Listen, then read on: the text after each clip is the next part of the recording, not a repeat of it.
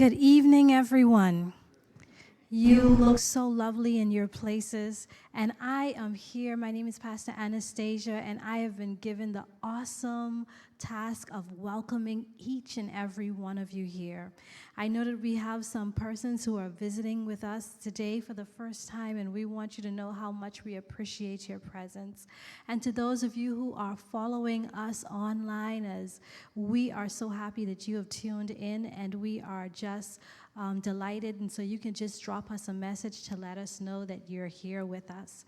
And those of you who are here, you would have gotten an attendance ticket, and I want to remind you that there's something really special about this attendance ticket.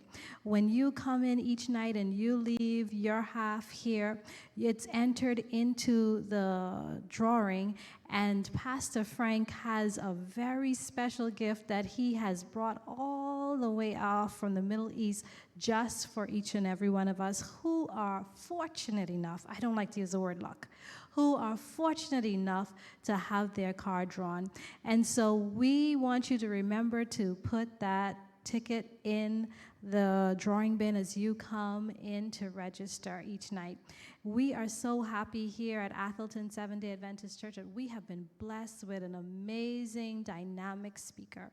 And he is none other than Dr. Frank Zalman. And he is here to share with us tonight about when Iraq ruled the world. So welcome, Dr. Zalman.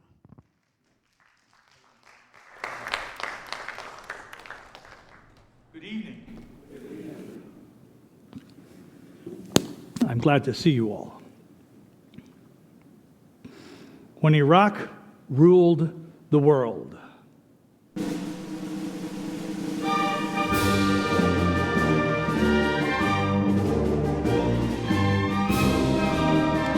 It was in early August, and the brutal Iraqi leader found himself on a campaign of aggression.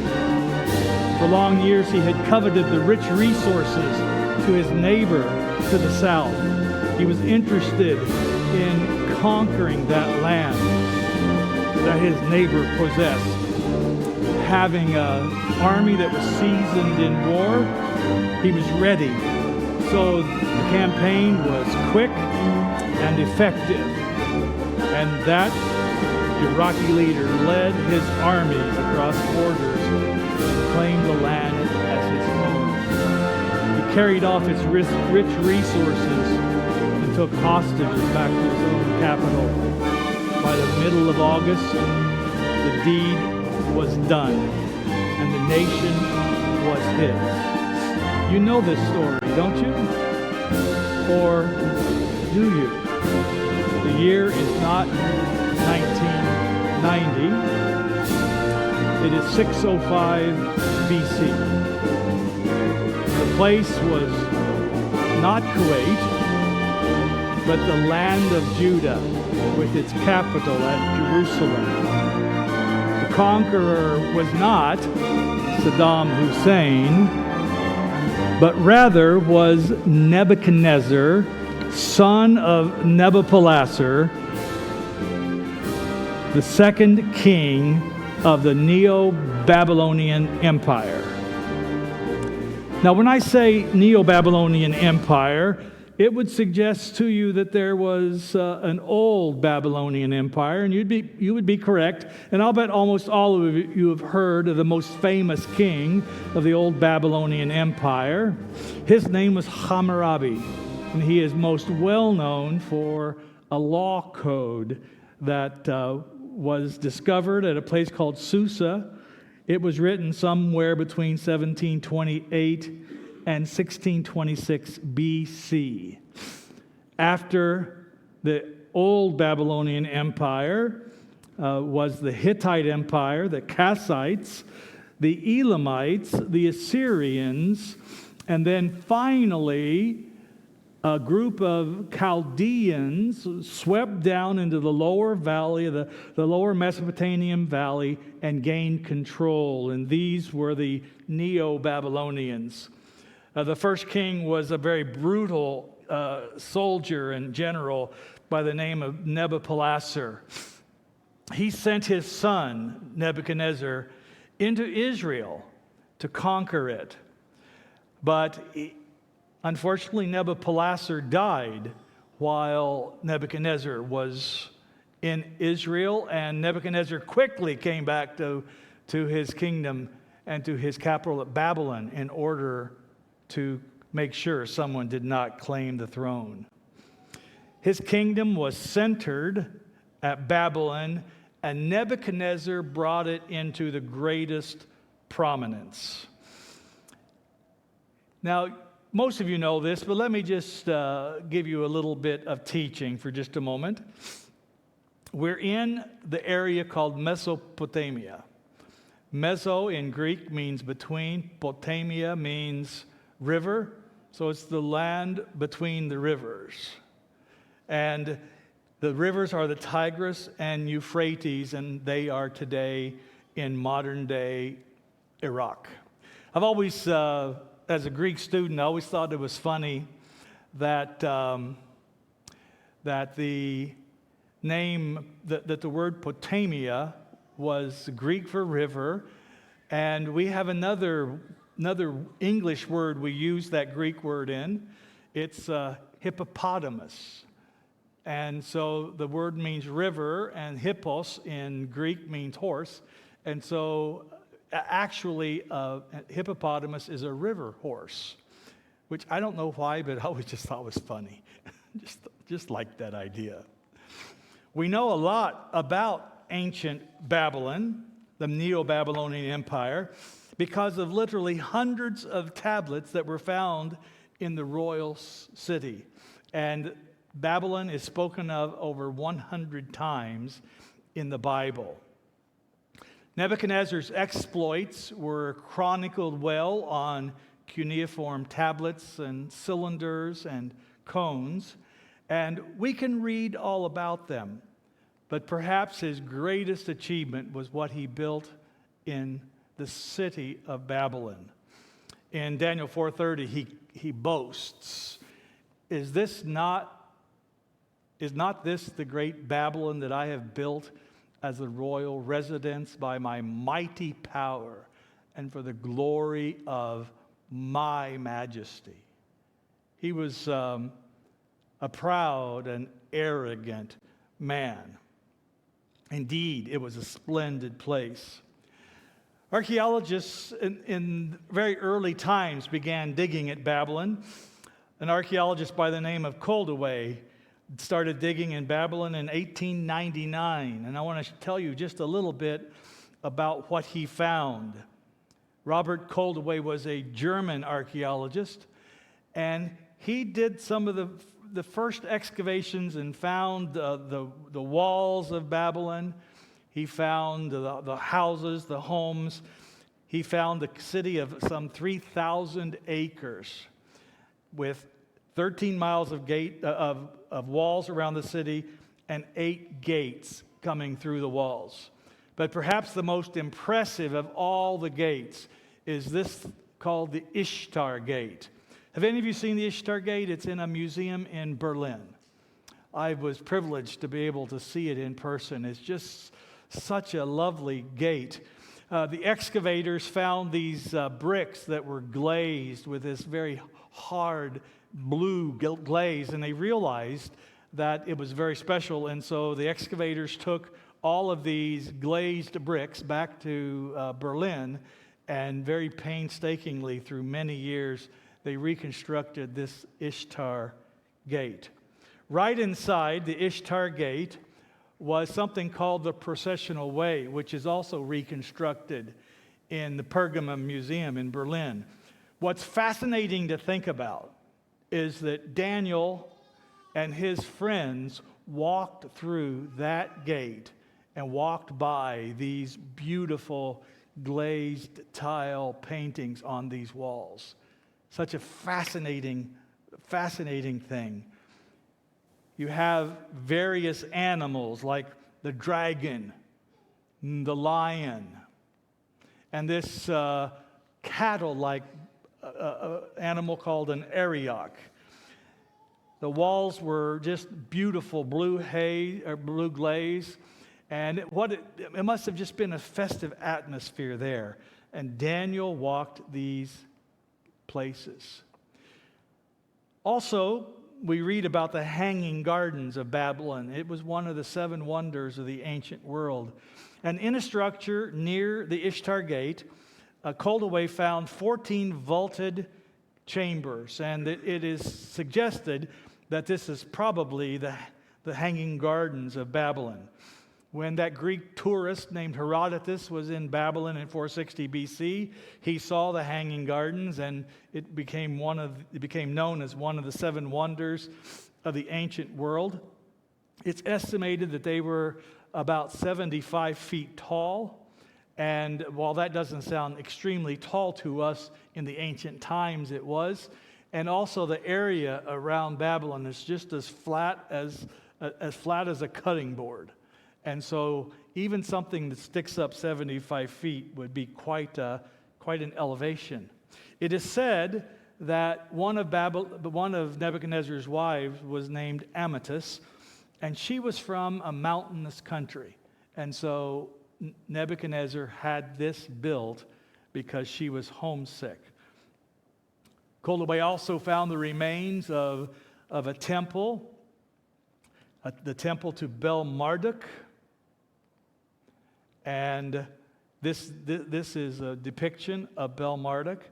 And if you can read in dozens of cuneiform tablets how Nebuchadnezzar claims the credit for having built this temple, even though he probably didn't. This is the god Bel Marduk. And it's an interesting depiction because so often we see Bel Marduk with his pet dragon. And you saw a picture of that pet dragon earlier.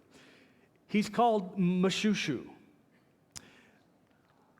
He's a composite beast, which I find interesting because if you know anything about the book of Daniel, you have several places in the book of Daniel composite beasts. So it's very interesting. And Mashushu is interesting. He has the back feet of an eagle, the front feet of a cattle, and then the body of a lion. The tail looks very much like a snake, and the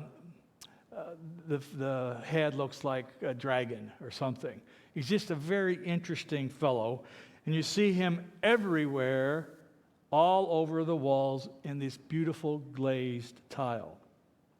Well, during the early 1900s, whoops, there we go, the head of a snake, I'm sorry, I said it wrong, the 4 paws of a lion, the hindquarters of an eagle, the horns of a bull, and the human beard. Now, early in the 1900s, there were some stories going around, and they were being reported that they had found Daniel's lion's den. And of course, the Christians and the people who believed in the Bible were thrilled with the news. There was the news going around that they had found the fiery furnace. And of course, Christians were so thrilled about the confirmation of the biblical text. Well, the problems is that they weren't true. So an archaeologist by the name of Siegfried Horn, who happens to be one of my heroes, he was one of the first Seventh-day Adventist archaeologists. Siegfried Horn reports in his book called The Spade Confirms the Book that Koldewey's assistant actually revealed the source of those myths. Evidently, and this is reading from Horn's book, Koldewey guided them through the ruins and showed them a mound of brick dross as the place of the fiery furnace, a deep dig as the place of Daniel's lion's den, and the throne room where the Mene Tekel had appeared on the wall.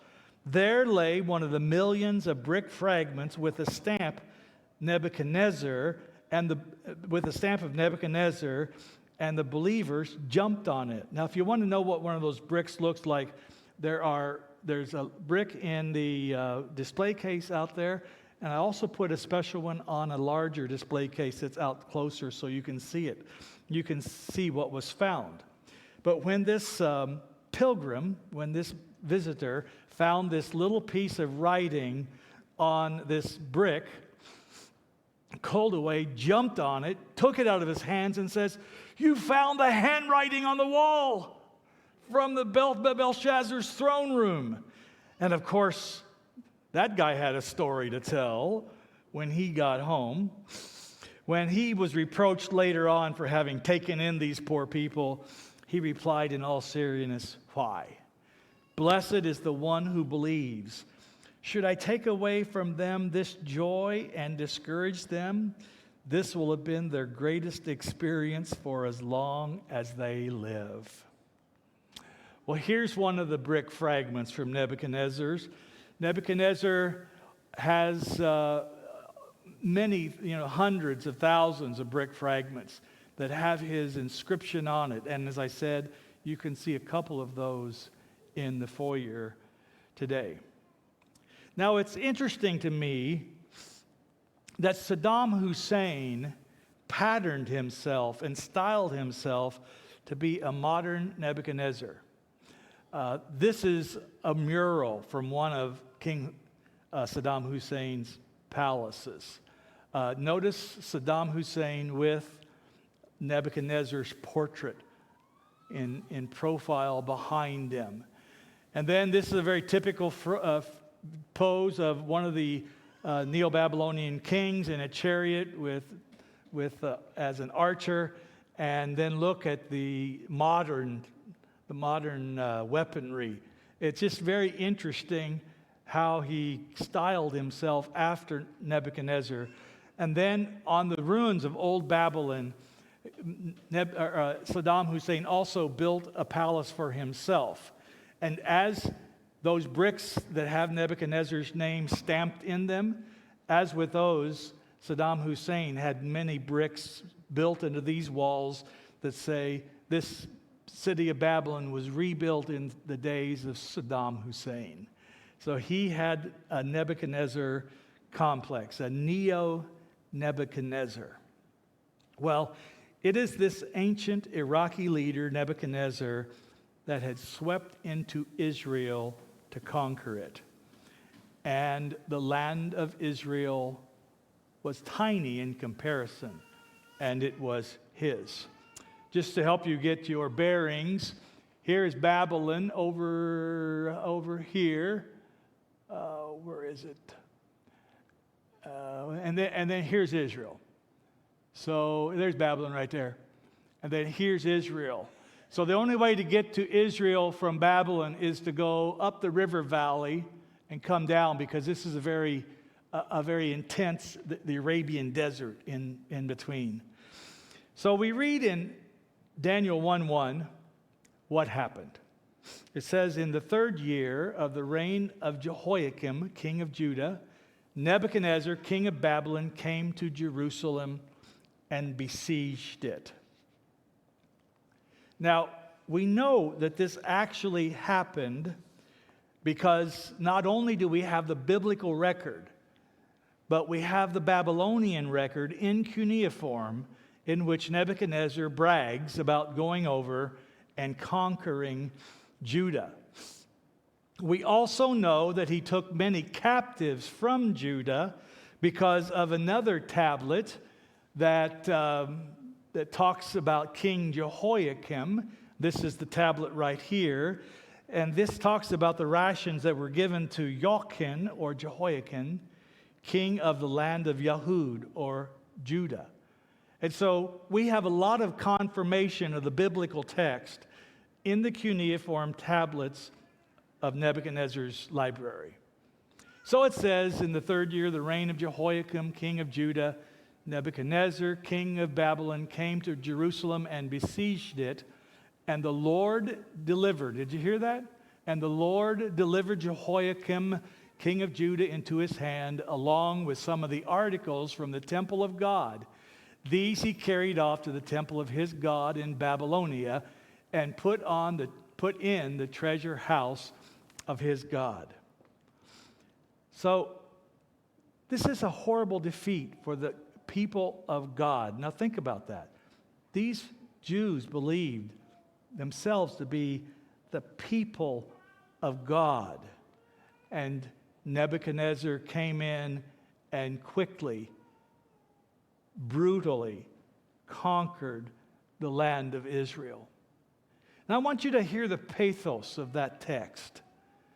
Not only do you have the subjugation of a people, but you also have something else. You have the defeat of the God of Israel. In essence, because Nebuchadnezzar could take the implements from the house of Yahweh into the temple of his own god, Bel-Marduk, in essence, it was a defeat for the Hebrew God. And so it's like, my God is tougher than your God. And God suffered a horrible defeat. Well, it was the practice of the Babylonians to take a bunch of captives from a land that they conquered and take them back to Babylon and take them into exile. Part of the reason was so that he could kind of lessen the number of people who could rebel. But another reason why he took them was to take the cream of the crop of the young people and take them to Babylon and brainwash them so that they would learn Babylonian ways. And ultimately, the plan was that he would send them back to Judah to rule over Judah for him. So we find the story of a young man whose name was, everyone knows, right? His name was Daniel. Now it's interesting to me that the first thing Nebuchadnezzar does to these Hebrew boys is he changes their name. Why? Because Hananiah, Mishael, and Azariah, those are Daniel's three friends. They're Hebrew names. All names, including Daniel, all of those names included the name of the Hebrew God.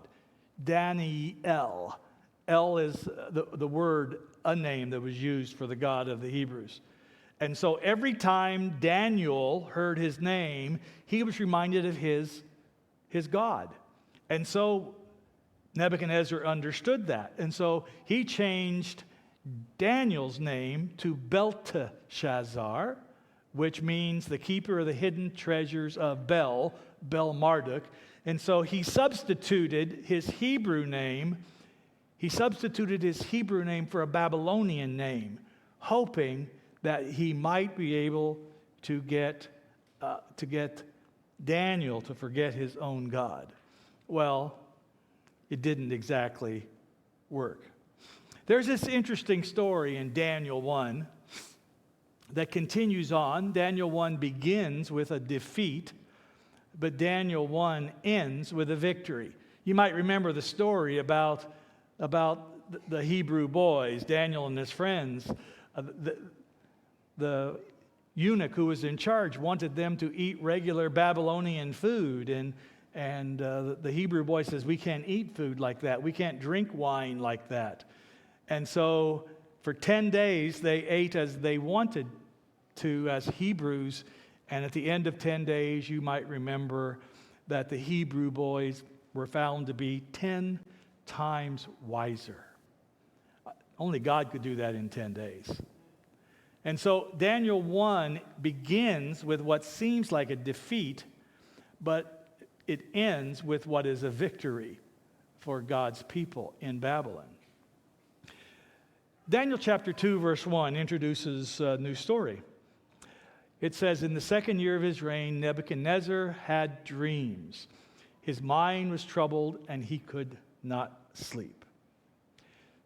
So he has this dream, and it depends on how you read the text. There are some suggestions that he woke up and couldn't remember his dream. Or there are some suggestions that he could remember his dream, he knew it was important, and so he wanted his wise men to tell it so he could confirm that his wise men knew what they were talking about. I'm not sure which one it was. But he had this important dream, and his wise men could not help him.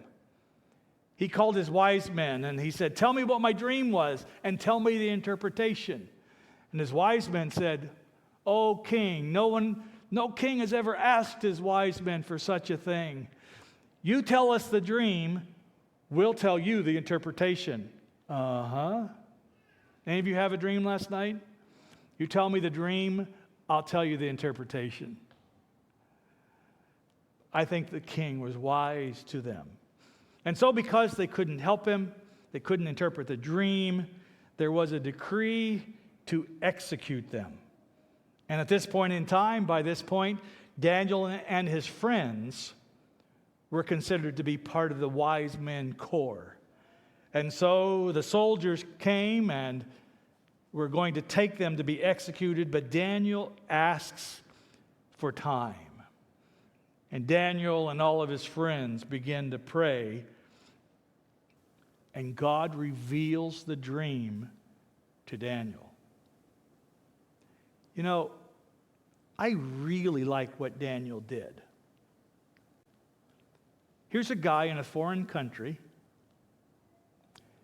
He knows something the king wants to know. You know, if he'd have been a politician in Washington, he would have brokered it for everything it was worth. But listen to this text, Daniel 2:28. When Daniel goes before Nebuchadnezzar, he says these words to Nebuchadnezzar, "There is a God in heaven who reveals mysteries." You know, Daniel could have gone in and said, "Hello, old king, old buddy, old pal. Yeah, I know the dream. What's it worth to you?" But no, Daniel says there's a God in heaven who reveals mysteries, and he has shown King Nebuchadnezzar what will happen in days to come. So he continues, "You looked, O king, and there before you stood a large image, an enormous, dazzling statue, awesome in appearance. The head of the statue was made of pure gold, its chest and arms of silver, its belly and thighs of bronze, its legs of iron, its feet partly of iron and partly of baked clay." So you have the head of gold, the chest of silver, the belly of bronze or brass, the legs of iron, and the feet of iron and clay. But then Daniel continues, "While you were watching, a rock was cut out, but not by human hands. It struck the statue on its feet of iron and clay and smashed them." A rock was cut out without hands. Then Daniel sums it up. "Then the iron, the clay, the bronze, the silver, and the gold were broken to pieces at the same time and became like chaff on a threshing floor in the summer. The wind blew them away without leaving a trace. But the rock that struck the statue became a huge mountain and filled the whole earth." Can you imagine this proud, arrogant king who would have not let anyone impress him? Can you imagine at each revelation, can you imagine him inching his way closer and closer and closer to the edge of his seat and to Daniel? This is the dream king. Well, what does it mean? So we have the head of gold, the chest of silver, the belly of brass, the legs of iron, and the feet of iron and clay. Well, do you think, since Daniel had no way to know this dream except for from his God, don't you think he's ready to accept the interpretation? And so Daniel begins to give him the interpretation. He says, "This was the dream, and now we will interpret it to the king. You, O king, are the King of kings.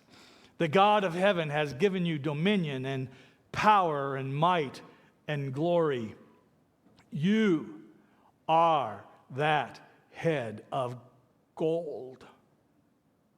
How do you think Nebuchadnezzar felt about that? Well, thank you. Thank you very much.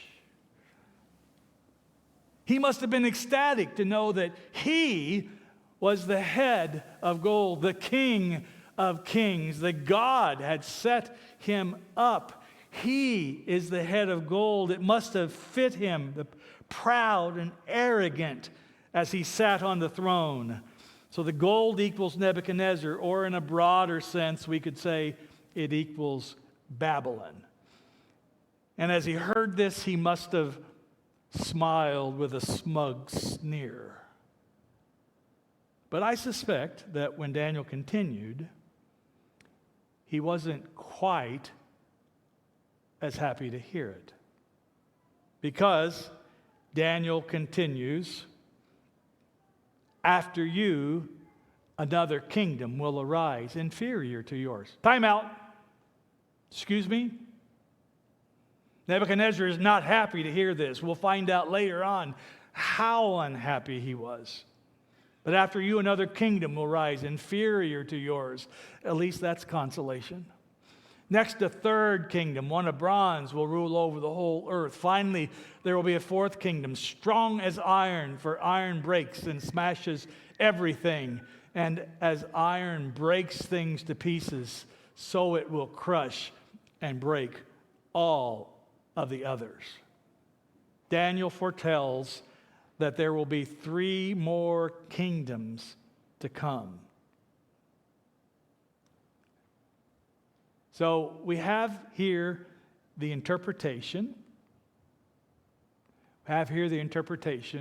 Nebuchadnezzar equals the head of gold, and the other kingdoms are the other metals. Daniel 2:43.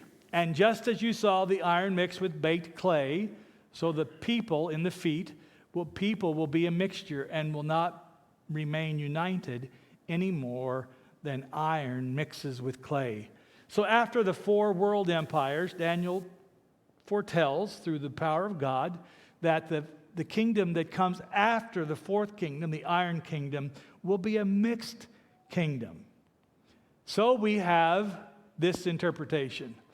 The head of gold equals Babylon. And as we look at a history book, we can fill in the rest of the blanks. The chest of silver equals the kingdom that followed, the Medo-Persians. The belly, or brass, is the next kingdom, the Greece kingdom under Alexander the Great. The legs are of iron, and that equals the next kingdom, Rome. And then the feet of iron and clay showed that there would be a divided kingdom after the Roman kingdom. And this is exactly what happened. After the Babylonians passed along, then came the Medo-Persians. When the Medo-Persians passed along, then came the Greeks.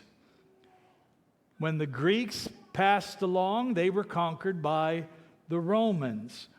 And then, after the Romans, the Roman Empire just kind of crumbled with a bunch of barbarian empires. And to a large degree, those barbarian tribes are actually the ancestors of the modern tribes or modern countries of Europe today. And so the image was fulfilled. Never again would there be another kingdom. After the 4 world kingdoms, the kingdom, last one, was divided, and it was fulfilled. Now, this has been so exact that it's interesting. It's so exact that skeptics say, how could this have been written in 600 BC? This is before any of those kingdoms came upon the scene. And so most critical scholars say that Daniel was written very late. And so Daniel is writing history and faking it like it's prophecy. That's what they teach. But here God gave all of these events in advance. Well, what was Nebuchadnezzar's response? He fell on his face and said, "Surely your God is God of gods and the Lord of kings and a revealer of mysteries." Nebuchadnezzar seems to accept God's revelation for the future, but only for a while. Because then in Daniel chapter 3, Nebuchadnezzar builds an image. I believe it's very similar to that image that he saw in that dream. Only this image is very different in one way. How is it different? It's made of gold from the top of its head all the way to its feet. What in essence is Nebuchadnezzar saying? He's saying that he rejects God's revelation of the future. He's saying, my kingdom will last forever. He didn't accept God's plan. Daniel 3:1, Nebuchadnezzar made an image of gold 90 feet high and 9 feet wide and set it on the plain of Dura. This is Nebuchadnezzar boasting from a tablet, a cuneiform tablet. He says, "For the astonishment of men, I have built this house. These portals for the astonishment of multitudes of people with beauty I adorned. May it last forever." Guess what? Nebuchadnezzar was wrong. God was right. The Neo-Babylonian Empire would come to an end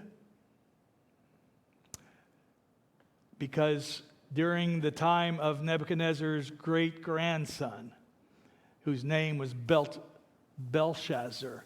You have to remember Daniel was Belteshazzar, and this last Babylonian king was named Belshazzar. There was a feast in which all the implements from God's house in Jerusalem were brought out. And there was handwriting on the wall. And the handwriting said, "Mene, mene, tekel, Perez." And Daniel was called to interpret the meaning of the handwriting.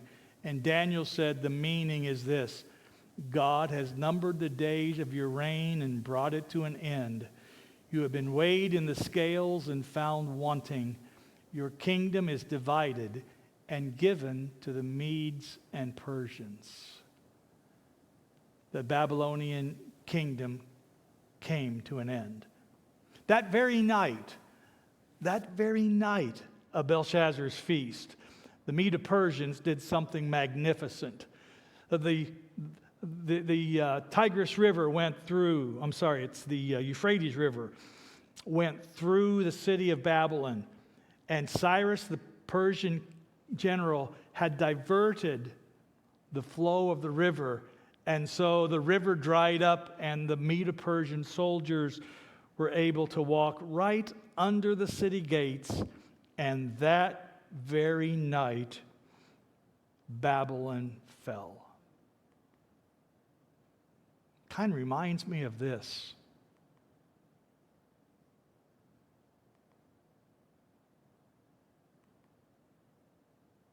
The fall of Babylon. The Neo-Babylonian Empire would cease to be. God's prophecy was right. I love this passage because when we talk about belief in the Bible, this prophecy was fulfilled 100%. It shows that in the Bible, God's prophecies work. God's prophecies are true. It reveals that God is in control. He's not just long ago and far away, but He's in control even still today. God has been watching this world for so many years.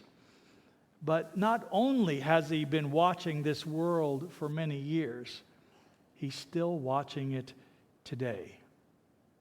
You know, when you look around at our world, it seems sometimes like things are somewhat out of control. You look at world events.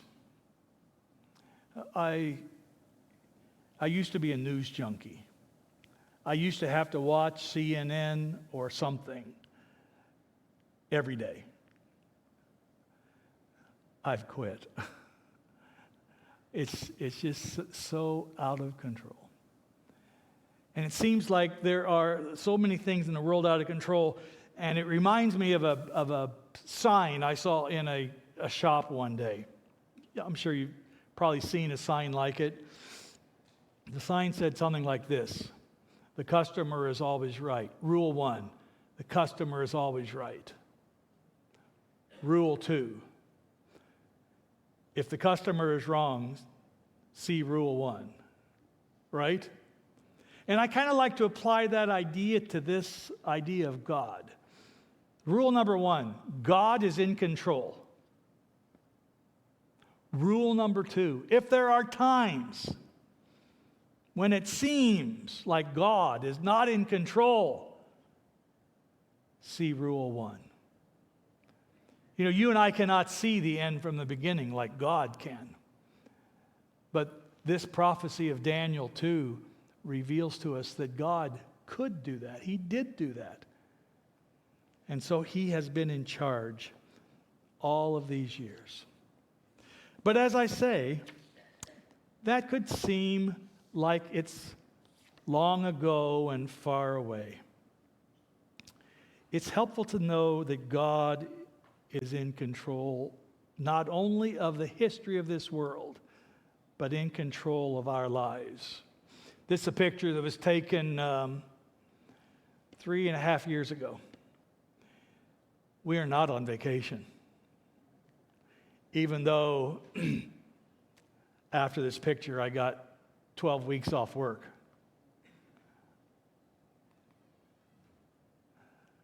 Because that's what I looked like after that picture was taken. I had a heart attack and had bypass surgery.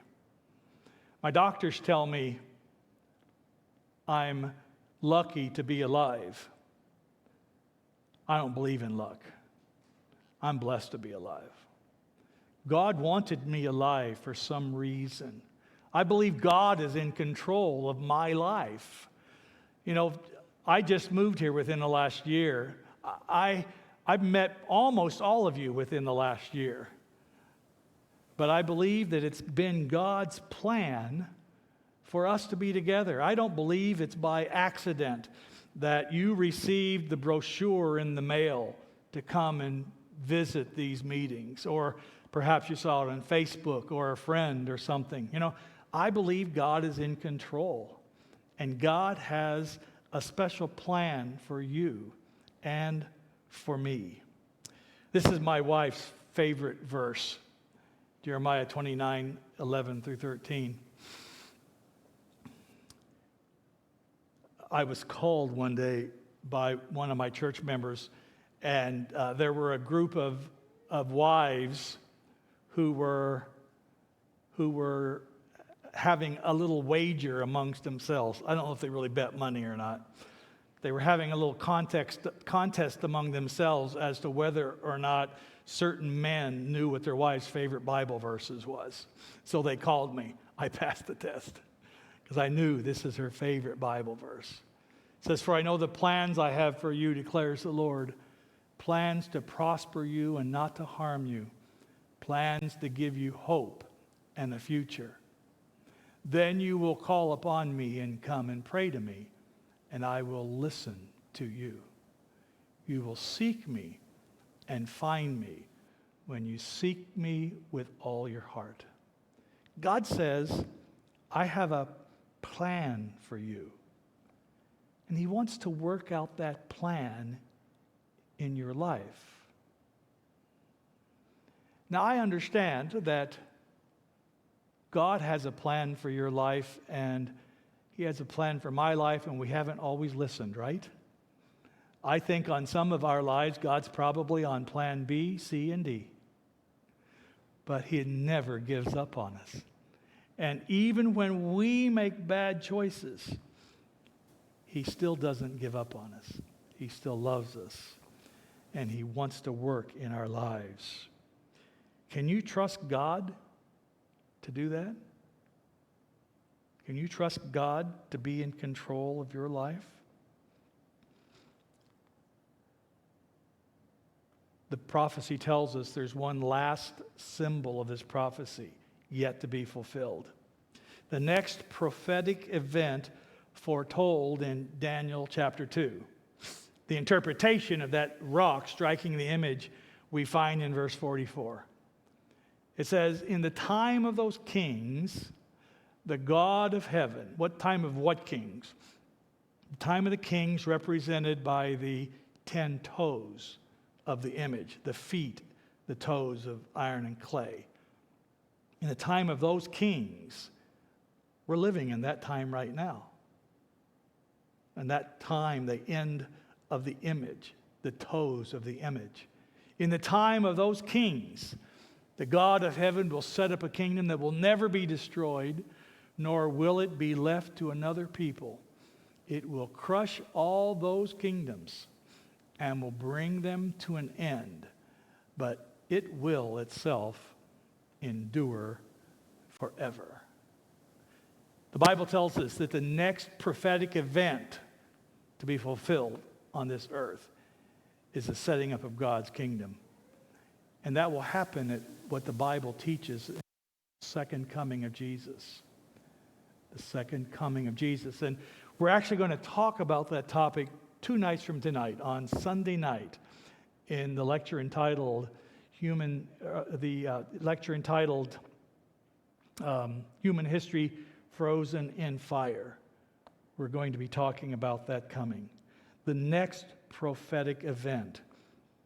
Nebuchadnezzar was wrong. God's kingdom, not his, will last forever. And I want to be a part of that kingdom. Let me just pray for you as we close. Dear Father, thank you for the Bible, which has proven through these prophecies to be right on, to be reliable and correct, and to reflect what history has actually told us happened, written in hundreds of years before it happened. You knew we'd need something to believe in, so thank you for the Bible. But I also thank you, God, that you want to be in control of our lives. You want to be in control and lead us and direct us every single day of our lives. And so we leave ourselves in your hands here tonight. I thank you for bringing us together to celebrate how good you are. In Jesus' name I pray. Amen. Okay, let's have our drawing, our piece of pottery.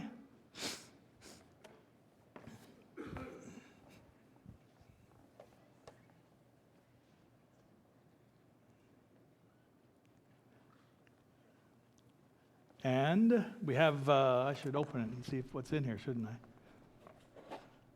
There we go. We have a later oil lamp, but it's a really cool oil lamp. It's got this interesting ridge around the top. And the explanation you often hear is that this is a Jewish oil lamp. And because Jews would not light a fire on Sabbath, they would take an oil lamp like this, take an egg, because this wouldn't burn the whole of Sabbath, because there wouldn't be enough oil in it.